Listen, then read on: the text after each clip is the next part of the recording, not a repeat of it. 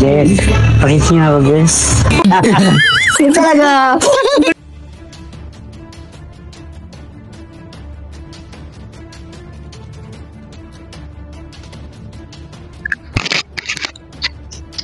Ayan. Shout out sa lahat. Sa lahat ng ating mga minamahal na viewers, guys. Ayan. Mega love shout out po sa inyo. Saan man kayong sulok ng mundo. Yan. Ito na naman tayo, guys, no? At panibagong edisyon natin pag-reaction. Ito ay patungkol kay Kuya David. Kay Kalingap David. At strike 2 na ba? Uli? Pero ito na. Usaping pakis naman. Yan. Medyo naging issue. Naging issue sa iba nang sabihin ni Kuya David kay Beyonce pakis. So ayun na guys, pakiclick naman po muna ng thumbs up. Teka muna sandali.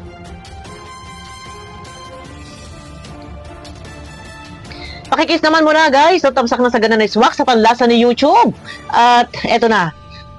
Bakit? May issue na naman patungkol kay Kuya David. Noong nakaraan, na issue na naman. Na issue. And then ito ay napasundan at di umano'y pakis. So may hawak tayong video clip. Nang sa ganun ay alam ninyo kung ano yung ating tinatalakay. Ito ba ay maaaring sabihin? Ito ba ay makakaapekto sa love team, sa tambalang EDSI? Biro o totoo? Biro ba yung sinabing pakis? Pero bago tayo magpatuloy guys, pakiclick muna ng thumbs up kagaya na sinabi ko kanina at samahan nyo ako na pakinggan ang video clip. Alam kong ito ay biro. Wala namang masamang magbiro. Okay lang magbiro. Ang tanong, maiintindihan ba ng lahat? Masasang-ayunan ba ng lahat? May birong dapat ay ilagay sa lugar. Okay lang magbiro, wag nang kuhaan ng video. Yan. Ito guys, samahan niyo muna ako. Ayan. Yes. Pakis niya ako, guys. Kuya David. Yes. Na, as a friend niya. Close na kami ni Kuya. Close na kayo? Close na kayo? So kami doon naman nagsisimula, bro, lahat. Closeness. As a friend muna. Yun talaga. Walang buhayin yun. Basta looking forward. Basta magsabi ka lang sa amin. Kailan? Kailan kayo kakasal? Kailangan yun ang mga... Ayan. Narinig naman ninyo, no? Ito guys, sa ibang reactor, ha? Hindi nila nagustuhan. Yung iba ay hindi sinasang-ayunan. Totoo ba? Nangaasar ba? Or anong gimmick ito? Ito ha, para sa akin guys. Sa akin pagkaka-analyze, ito may galab shoutout, ibabalansin natin.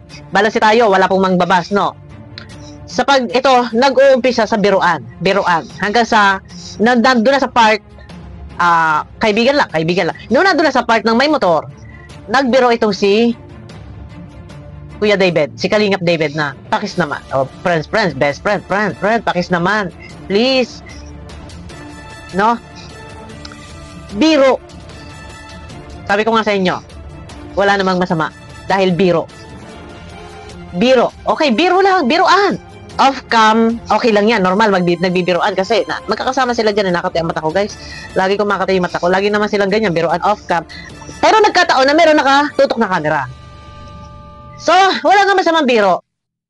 Pero, ang tanong, yung biro mo ba'y magugustuhan ng iba? Yun ang tanong. Hindi.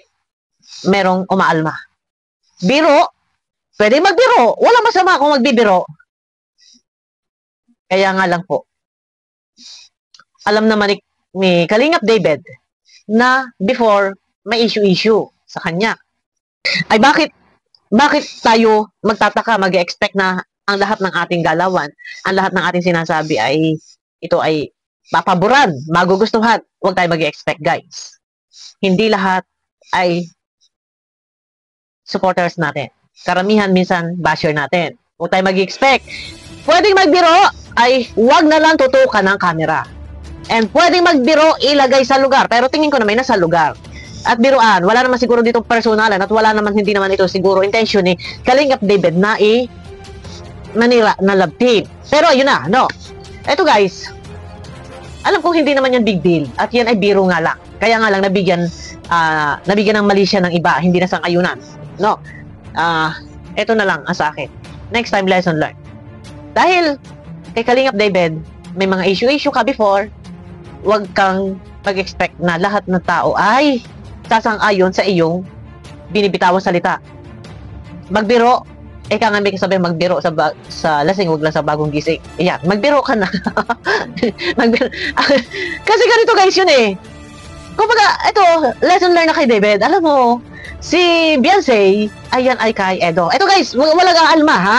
Sabi ko nga sa inyo, wala pong masama magbiro. Okay lang magbiro kasi biruan lang naman yan off-cam. Ang problema nga, may nakatutok na camera. Walang masama doon. Pero hindi po natin kayang i-please yung mga viewers na tayo ay sang-ayunan tayo magustuhan. Dahil alam ng viewers, may mga viewers kasi masyadong sensitive. May mga viewers na ayaw ng ganun. Irerespeto at igagalang natin. Ang ngayong tambalang EDSI na huwag sanang may ganitong lumalabas na mga biro-birong ganito. For respeto daw. O, ay may magagawa po ba tayo doon? Kung ayaw ng viewers. Hindi nga natin kayang i-please. Pero wala pong masama sa biro. Ha? Pero lesson learned. Aral na. Aral na sa iyo. Kay Kalingap David. No? Aral na sa iyo. Next time, huwag na lang magbibiro. Bakit? Kasi nga, hindi mo kayang i-please lahat ng viewers na yung binibigkas mong salita ay magugustuhan. Dahil alam lahat ng tao na si Beyonce ay para kay Edo. No? Tapos ngayon, kalab team ng isang Edo ay sasabihan pakis. Friend, please, pakis. Friend pala pakis, please. Ay, ano lang yun, kiss friend. Ano ba yun? Friends with benefits. Ano ba yung tawag? Ano ba yung gano'n, yung friends lang pero may mga benepisyo. Ay, may mga benefits ka makukuha. Ay, Diyos ko. Hindi ko alam yan kasi tayo matanda na. Pero ang aking nga lang, alam natin na si Beyonce ay kay Edo. Yan, nalilito tuloy ako. Iwasan. Para hindi tayo nababas. Huwag magbibiro na meron nakaharap na camera at maraming aalma. Dahil alam na lahat yan ay kay Edo. Ay, paano? Ay, ang gagawin. Ay, alam mo kay Edo, ay bakit sasabihin mo, pakis? Ay, paano? Kaya ba natin yan? I-please ng tao. Ay, alam nilang yan ay kay Edo, ay bakit bagay ikaw ay kikis kahit friend? Pakis. Ay, agoy. Ito yung mahirap dito. Alam ng tao, libo-libo viewers ng NC. Tapos ay bibiruin ng isang, Kalingap David na, ito si Kalingap David. Before, may mga issue. Para lumalabas na ng aasar ng Google. Pero wala naman, guys. Ito baka naman sasabihin, ano ka ba, Bopil? Ayun naman ay joke-joke. Sabi ko nga, biro lang yon. Ang pagkaka-analyze ko doon, as sila ay tropa-tropa, nagkakasama, nandyan, on and off cam, wala tayong alam. Biruan nga Biruan. O, malinaw, ha? Biro lang yan. Walang personal dyan, walang pamimersonal. At siguro naman ay walang intensyong manira ng love team. Pero, as NC love team, libo-libo yung viewers. Sa lahat ng libo-libong viewers na yan, asahan mo. Aalmahan yan. Lalo pat kung ang ibang panatiko ay talagang against kay Kalingap David, ay paano ang gagawin? Sige, halik. Wala tayong magagawa. Kaya normal, mag-expect na tayo na talagang merong aalma. Pero, sabi ko nga sa inyo, lesson learned. Alam mo, alam mo, yan ay sa yan ay sa NCA. Ang tawag ito, ako nalilito guys, alam mo yan ay kay Edo, yan. Ay, magbibiro kay pakis, kahit friend, please, friend kiss. Ay, sa Edo nga, hindi nga nakakiss, diba? Ay, nakakiss na ba? Pero unahan mo pa sa Edo naman, grabe mo. Ayan, hindi, wala naman yan. Ika nga, siyempre, sabihin na natin, parang kasi doon lumalabas na mas umeeksena, yan, parang umeeksena, kasi ayun ang problema may nakatutok na camera Parang eksena ba? May eksenang gano'n na sa ibang lalaki kay Edo ay ikikiss ay kay Kalingap David. Ikikiss si Beyonce. Please. Friend naman di ba? Ay, wala. Expected na po natin yan na merong aalma talaga. Kasi alam nila na si Beyonce ay para lang kay Edo. Alam nga namang magdiwang. Magsaya, maglululundag, magtatatalon yung mga NC supporters. Dahil biniro ng isang Kalingap David na pakis. Please. Alam nga namang sila matuwa. Siyempre Ano ba yan? Alam mo namang yan ay kay, kay Edo, bakit kikis ka niya kahit yan ay biro, hindi maganda biro. Yan. Yan sasabihin nila. Pero wala tayong magagawa. Kasi nga kay Edo si Edsy. Ay, bakit hindi nga? Kay Inkit magsabi. Ang bango.